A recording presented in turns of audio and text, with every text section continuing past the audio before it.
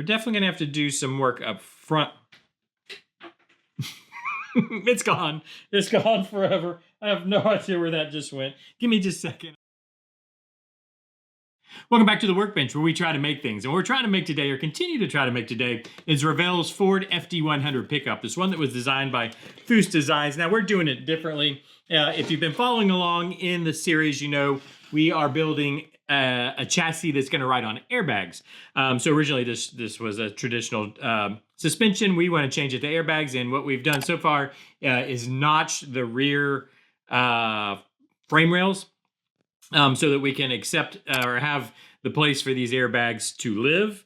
If you want to get caught up on that, just check the description down below. There's a playlist down in the description below. You can get all caught up on how we got here, how we actually notched these and got that done. Also, I always need to mention, there's a link down there too to the kit if you want to kind of build along or just build this kit in general.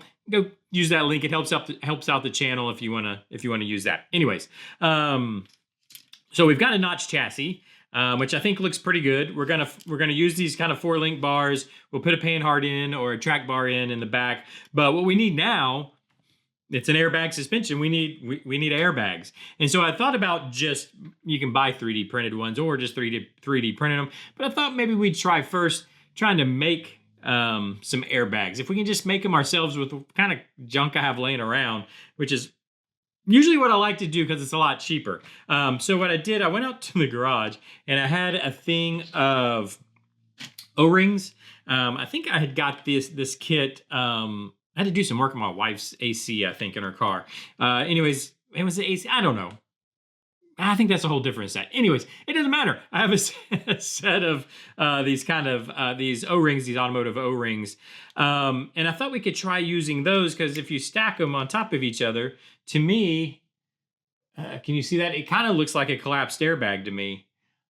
So before I picked the O-rings I wanted to use, I thought I'd do a little math. Yes, I said that out loud. I'm trying to do math. This is not of my strong suit, but let me show you what I came up with. So I went online and looked at the dimensions because I don't have a set of airbags on hand. So I just kind of tried to look at the dimensions of a set of airbags. And basically what they told me, I don't know if you can read my chicken scratch here, but a set of compressed airbags is basically 4.2 inches tall, which would, if you convert that to 1/24 scale, you know, that's about 0.178 inches or 4.5 millimeters. So these O-rings, if you can see this, are actually 2 millimeters tall. They're 2 millimeter O-rings. So if you stack two on top of each other, that's 4 millimeters. So we have kind of 0.5 millimeters to work with, because I think that this dimension was from top plate to bottom plate. I don't think it's the bag itself. I'm not for sure, but we'll be close enough. And, you know, close enough for NASA is close enough for me. And I think that's going to be definitely close enough. And then so I it gave also the dimension of compressed, the diameter of the top and bottom plates of being 9 inches. Now, when you compress the bag, it squeezes out. So I figured that was around 11 or 12 inches or so, or about 0.5 inches. Probably a little less than, or 0.5 inches is about 12.7 millimeters. I think it's probably going to be less than that. I think. And then the actual bottom and top plate themselves, or the mounting plates, which are 9 inches, converts to 0.375 inches, or about 9.5 millimeters. Okay, so that's all the math. So with that said, all of these here are 2 millimeters, so they'll all work. And then what did we say the overall width was? So I think less than 12.7. And I think what I'm going to actually go with, I pulled a couple out. I think these are the 11 millimeter O-rings. I think is what I'm going to try first. Okay, so that's what we've got here. And then I went ahead beforehand to cut up some styrene, because we need an upper and a lower plate, I guess you would call them. And then I also wanted to put a kind of a piece in between, because usually these have, when they collapse, you have the collapse, and then there's a little space in between the two This being a I think call it like a 2 bellow bag. In between the bellows, there's like a ring and, a kind of a flat area in there, I guess you would say. So I thought I cut and painted a little piece of styrene there. And let's put this together. And this, by the way, this is just kind of a test. We'll see how this works out. If it does work out, I'll probably end up making all new ones that are a little cleaner. I've just kind of rough painted all this just so we can kind of get a look at what this is going to look like. So what I think I'll do, I'll take a little CA glue. I'm going to kind of just touch it around like that. Let's take this is very thin styrene that I cut. Painted the edges black just so it'll kind of blend in. Let's see if we can get that to center up for us there. Okay. And then I'm going to glue, let me see if I can glue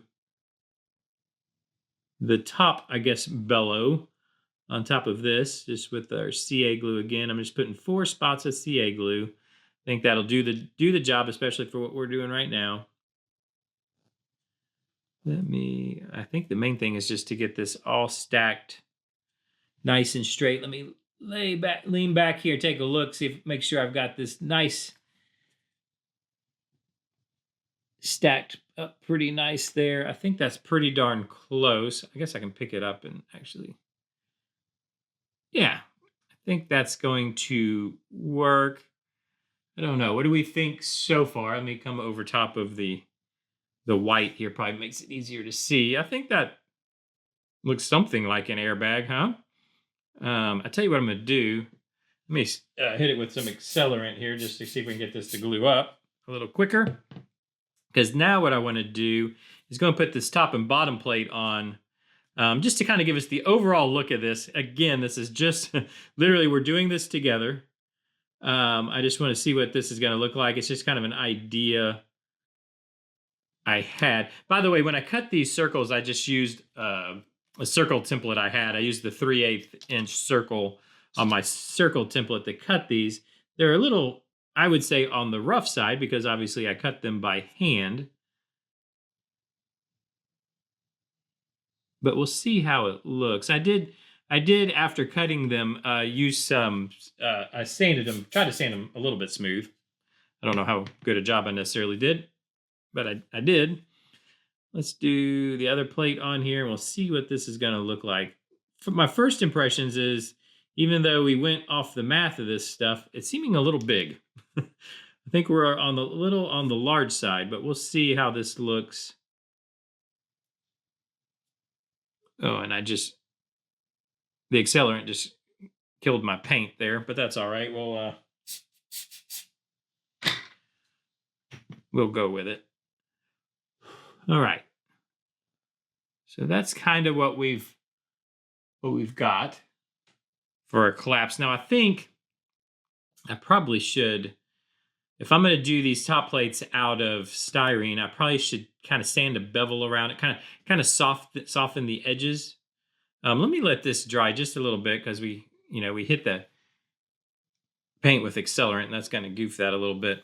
My other thought too for doing the plates was obviously just using washers. Now the smallest washers I had are these guys, which are M6 1/4 inch, which are just way too big, way too thick. But I might, again, because this is just a test, if I'm happy with how this looks, I might just go online or go to the hardware store and try to find some kind of washer that's this size.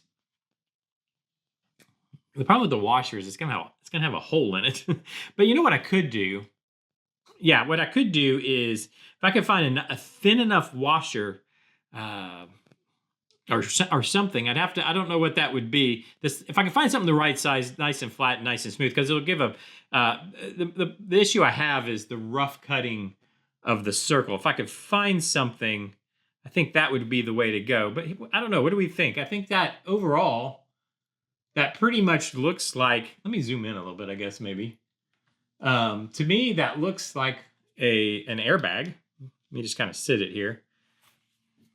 Yeah, looking at it from the top doesn't make any sense, but there you go. That pretty well looks like a compressed airbag. Now my question is that going to be, we did the math to size it. Is that about, do we think that's going to be the right size? It's going to sit right up in here. Let me make sure you guys can see. Is that, maybe that is right. I guess that does seem about right. We're definitely going to have to do some work up front. It's gone. It's gone forever. I have no idea where that just went. Give me just a second. I got to find where that just rolled off to. Oh my goodness. Are you kidding me? Is this how this is going to go? Okay, I've got to... Give me 1 second. I got to find it. And I have the airbag back. I'm not even kidding. It took off rolling to the other side of the room. Anyways, I've got the airbag back. I don't even know what I was talking about when I just dropped this on the floor and watched it roll away. I think I was talking about trying to get new end plates for it. I'm going to look for that, see if I can find something that works better. But I think overall, I know what I was talking about. We're going to have to do a lot of work up front here. So we are going to have to change. If we're going to use this size bag, you can see obviously it is not going to fit up in, well, let me make sure you can see it. It's not going to fit up in the front end here. Now, if I went with the size down, which ones is it? These guys, I think. You know, if we just sized it down, I mean, it's still not gonna work. Yeah, we'd have to go way too small. So we are definitely gonna have to do some work on the front end to get the bags to work here. And I'm wondering if we should do, because here's the other thing I was wondering if we should do, because obviously we're going to need our shocks back here, and we could do, I want to do outboard, or, well, you know, you can do the all-in-one shock bag. I don't know what you call them. They're the bag and the shock is all one unit, or yeah, the airbag and the shock is all one unit. We could just do that. We can, obviously I could incorporate, and maybe we will. I don't know, because I could just take a shock and cut the bottom off, top off, put them on the ends, and then there's your all-in-one collapse. And then that would make it also easier to do the fronts. That's probably what we'll have to do. I think that's probably what we will end up doing. I don't know. Let me know what you think. Let me know what you think about the airbag itself. Kind of just thinking this through together. I think it's kind of fun to do it with you guys, hear what you have to say, and see I think it's going to look right. I think it looks. Let me know what you think about the looks itself. Let me back out a little bit. Sometimes it can get a little too close. Let me know what you think. Should we do the all-in-one shock bag thing? I think that's probably what I'm leaning towards. Or should we put the bags in and then build, the mounts for the shocks? I don't know. Let me know what you think. Let me know what you think about the whole situation down in the comments. I really do like hearing what you guys have to say. Let me know how badly I did my math and how completely incorrect it is. By the way, I was using 24th scale, so to make the conversions. Yeah, let me know. Hit the like button, hit the hype button, hit all the buttons, like, subscribe. I do all those things everybody tells you to do on YouTube, and I'll see you tomorrow. Bye-bye.